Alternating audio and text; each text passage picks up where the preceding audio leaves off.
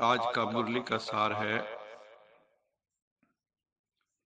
मीठे बच्चे परम पिता परमात्मा संगम युग पर आए हैं। तुम बच्चों की दिल से व प्रेम से सेवा करने के लिए। प्रश्न उठता है, परम पिता परमात्मा हम बच्चों की, हम आत्माओं की कौन सी सेवा करते? परम पिता परमात्मा परम धाम से अवतरित होकर हमें सृष्टि के आदि मध्य अंत का, तीनों लोकों का, तीनों कालों का ज्ञान देकर हमें त्रिनेत्री बना देते हैं। दो आंखें तो सबके पास, त्रिनेत्री शिव को दिखाते, तीसरे नेत्र वाले शंकर जी को भी दिखाते, क्योंकि वहां शिव शंकर को एक समझते।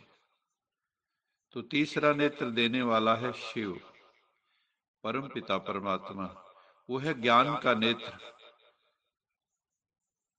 जो आत्मा परमात्मा का नेत्र, जिससे आत्मा परमात्मा को हम अनुभव करते हैं, देख सकते हैं। तीनों कालों, तीनों लोकों, सृष्टि के आदि मध्य अंत को हम जान जाते हैं। इसके अतिरिक्त देह अभिमान से मुक्त करने के लिए, सर्व दुखों से मुक्त करने के लिए, पाप कर्मों के प्रभाव से मुक्त करने के लिए, सर्व कर्म बंधनों से मुक्त करने के लिए परम पिता परमात्मा शिव हमें सहज राजयोग की शिक्षा भी देते हैं। सहज राजयोग एक ऐसी टेक्नोलॉजी है जिससे जो हमने जन्म जन्मांतर पाप किए हैं, जो आत्मा पर पापों के धब्बे लगे हुए हैं, वो मिट जाते हैं।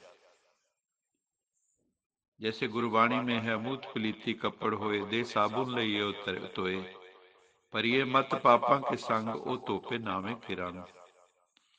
कि जो कपड़े अगर हमारे मैले हो जाते हैं तो हम साबुन से धो लेते हैं, लेकिन अगर हमारे परिये मत पापा के संग, जो हमारी मति बुद्धि पापों से भर गई है, मैली हो गई है, उसको खत्म करने के लिए प्रभु की याद, सहज राजयोग यही काम में आती है। तो मेडिटेशन द्वारा ही हम उन पापों से मुक्त हो सकते हैं। राजयोग मेडिटेशन द्वारा। बाबा ने बताया है कि अभी ये ड्रामा का अंतिम चरण चल रहा है, फैग एंड ऑफ कलयुगा। तुम सबको अब वापस घर जाना है, परम धाम, जो हमारा असली घर है, शांति धाम, जिसके कई नाम हैं, सचखंड, निर्वाण धाम। अब वापस घर जाना है, लेकिन हमारा तो इस दुनिया में ही दिल लगा हुआ है, घर जाने को मन ही नहीं होता। जैसे बच्चा जब खेलने चला जाता तो खेलता ही रहता है, घर आने को मन ही नहीं करता। माँ बाप बुलाने जाते हैं कि अब देर हो गई, आ जाओ। तो बाबा कहते हैं कि तुम्हें घर आना है तो उससे पहले खुद को पवित्र करना है, मन से, वाणी से, कर्म से, और उसके लिए तुम आत्माएं मुझे याद करो। फिर बाबा ने बताया कि अभी जो प्रकृति के 5 तत्व हैं, ये भी पतित हैं, ये भी तमोगुणी हो गए हैं। तुम आत्मा जब कर्मातीत हो जाओगे, अर्थात सर्व कर्म बंधनों से अतीत हो जाओगे, पापों से मुक्त हो जाओगे, जब तुम पावन बन जाओगे, तो तुम्हें फिर पावन 5 तत्वों का बना हुआ शरीर चाहिए होगा।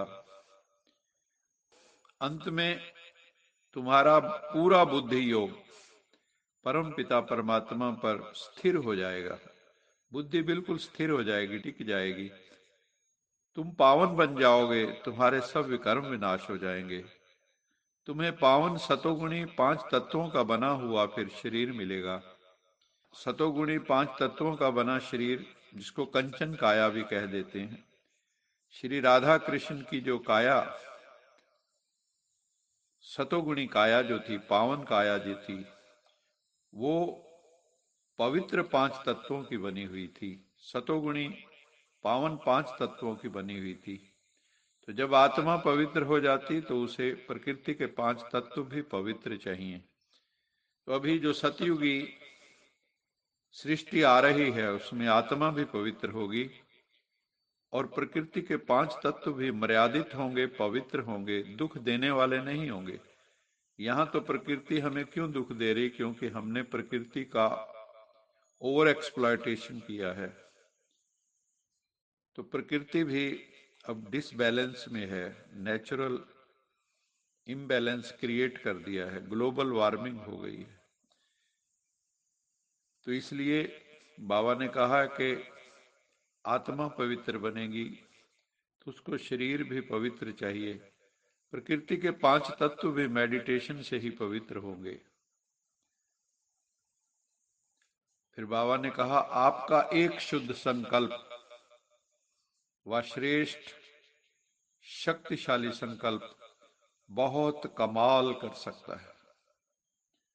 शुद्ध संकल्पों का बंधन कहो व घेराव कहो, कमजोर आत्माओं के लिए छत्र छाया बन जाता है, सेफ्टी का साधन बन जाता है, एक किले का काम करता है। तो इसलिए शुद्ध संकल्प रखने हैं, शुभ संकल्प रखने हैं हर वक्त। तो बाबा कहता है इसका अभ्यास करो। जब शुद्ध संकल्पों का अभ्यास करोगे तो इसमें भी शुरू में विघ्न आएंगे, युद्ध चलेगी, क्योंकि व्यर्थ संकल्प कई बार शुद्ध संकल्पों को कट कर देते हैं। लेकिन यदि हम दृढ़ संकल्प करेंगे, फर्म डिटर्मिनेशन से, कि हमारा साथी सर्वशक्तिवान भगवान है, शिव बाबा है, और हम समझेंगे कि हमारे मस्तक पर विजय का तिलक लगा हुआ है, जब हम इस संकल्प को पावरफुली इमर्ज करेंगे अपने भीतर, तो व्यर्थ मर्ज हो जाएगा और शुद्ध संकल्प इमर्ज हो जाएगा। तो ये विधि बताई बाबा ने कि हमेशा ये समझो कि सर्वशक्तिवान परमेश्वर मेरे साथ है, मेरे मस्तक पर विजय का तिलक लगा हुआ है और मैंने 5 विकारों को जीता है, मैंने व्यर्थ संकल्पों को जीता है। तो जब हम व्यर्थ को जीत लेंगे, अशुद्ध संकल्पों को जीत लेंगे, तो हम शुद्ध संकल्पों वाले, सतोगुणी संकल्पों वाले बन जाएंगे। जब परमपिता परमात्मा का धर्म ग्लानि के समय इस धरा पर दिव्य अवतरण होता है तो वो मुसाफिर की तरह आते हैं, सत्य धर्म की स्थापना करते हैं संसार में और वापस परम धाम चले जाते हैं, क्योंकि वो धर्म ग्लानि के समय ही आते हैं।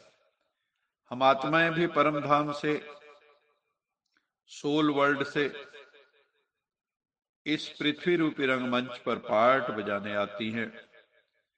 हमें भी इस दुनिया में एक मुसाफिर की तरह ही रहना चाहिए, लेकिन हम भूल जाते हैं जन्म लेते लेते। हम इस देह में, देह की दुनिया में, देह के पदार्थों में, देह के संबंधों में अटैच हो जाते, आसक्त हो जाते हैं और अपने घर को भूल जाते हैं, परम धाम को भूल जाते हैं, सचखंड को भूल जाते हैं। परम पिता परमात्मा अब आए हैं हमें स्वदेश की स्मृति दिलाने के लिए कि अपने देश को याद करो, तथा वापस स्वदेश ले जाने के लिए अभी परम पिता परमात्मा आए हैं। हमें याद रखना चाहिए कोई भी देहधारी भगवान नहीं हो सकता। जिसने जन्म लिया है उसकी मृत्यु अवश्य होनी है। देहधारी के तो लौकिक माता पिता भी होते हैं और मृत्यु तो होनी ही है। श्रीमद् भगवत गीता में भी है, जातस्य ही ध्रुवो मृत्यु, जिसका जन्म हुआ है उसकी मृत्यु अवश्य होगी। लेकिन भगवान तो निराकार है, जीवात्माएं सब हैं साकार, भगवान तो सबका सदगति दाता है। इस समय सब तमो प्रधान, बाबा ने शब्द यूज किया आज, कब्र दाखिल हैं, चलती फिरती लाशें हैं, देह अभिमान में घूम रहे, आत्मा को भूले, परमात्मा को भूले हुए। बाबा आके उन्हें कब्रों से जगाते हैं। ये देह रूपी भी कब्र बन चुकी। अभी तुम जानते हो कि शिव बाबा ज्ञान का सागर है, दूसरा कोई ज्ञान का सागर हो नहीं सकता, सागर एक ही होता है, ज्ञान सागर बाबा। दूर देश से हम बच्चों के पास आते हैं। हम सब अंधियारे में पड़े थे, जानते नहीं थे कि हम सब इस बेहद ड्रामा के एक्टर्स, एक का पार्ट ना मिले दूसरे से। सब यूनिक एक्टर्स हैं, सबका गुण कर्म स्वभाव अलग अलग। इसलिए हमें ये एक्सपेक्टेशन नहीं करनी चाहिए कि हर आत्मा हमारे एक्सपेक्टेशंस पर खरा उतरेगी। ये हमारी रॉन्ग डिमांड है, इसके कारण हम दुखी भी रहते हैं। तो याद रखें, सब आत्माओं का पार्ट अपना अपना है। फिर बाबा ने कहा,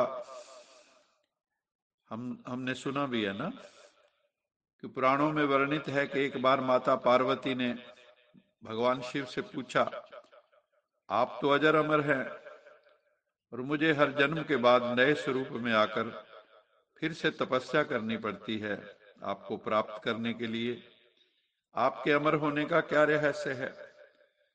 तो भगवान शिव ने माता पार्वती से एकांत और गुप्त स्थान पर अमर कथा सुनने को कहा।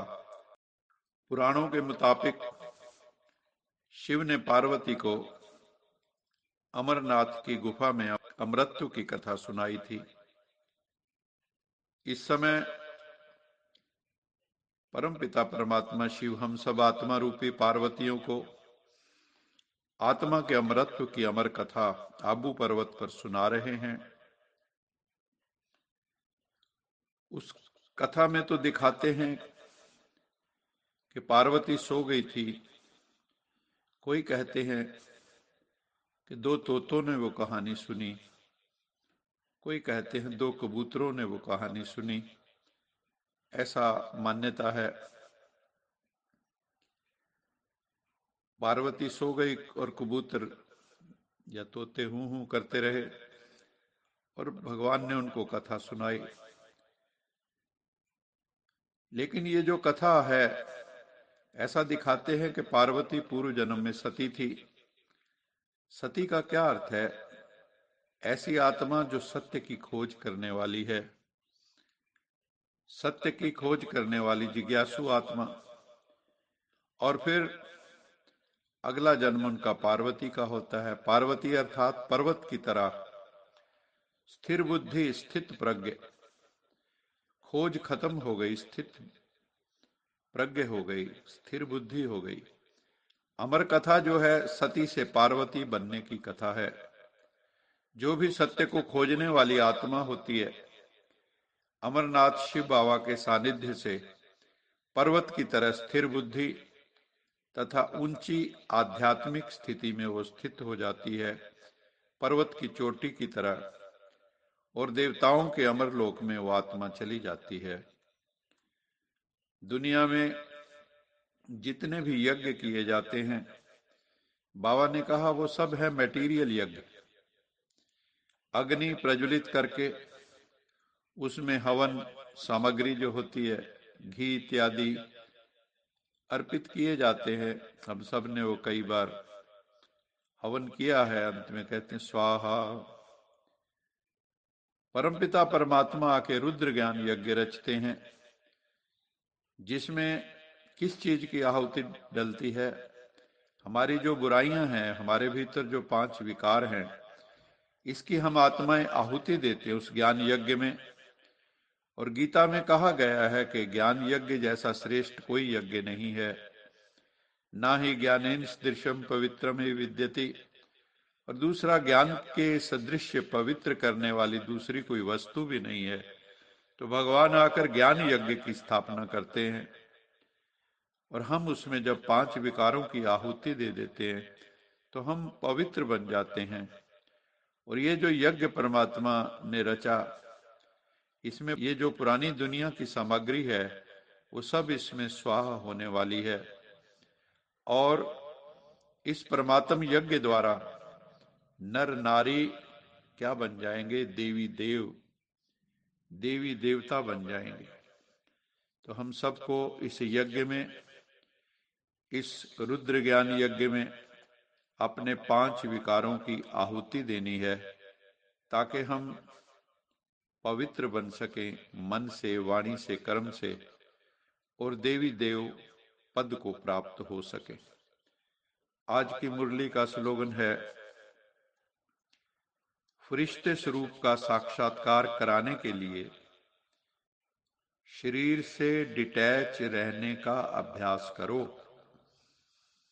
बाबा ने कहा, एंजेलिक फॉर्म हमारी कैसे प्रत्यक्ष होगी?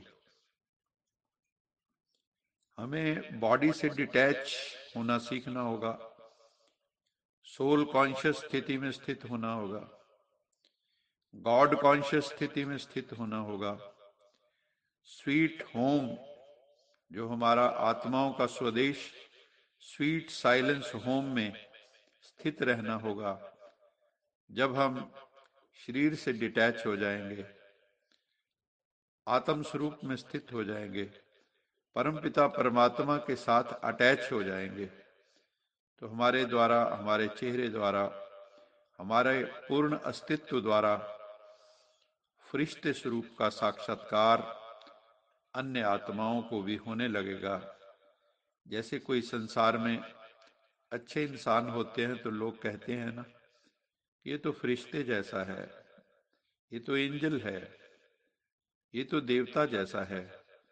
तो हमारा वो स्वरूप, फरिश्ता स्वरूप इमर्ज हो जाएगा। लेकिन उसके लिए साधना कौन सी है? कि हमें शरीर से डिटैच होना है।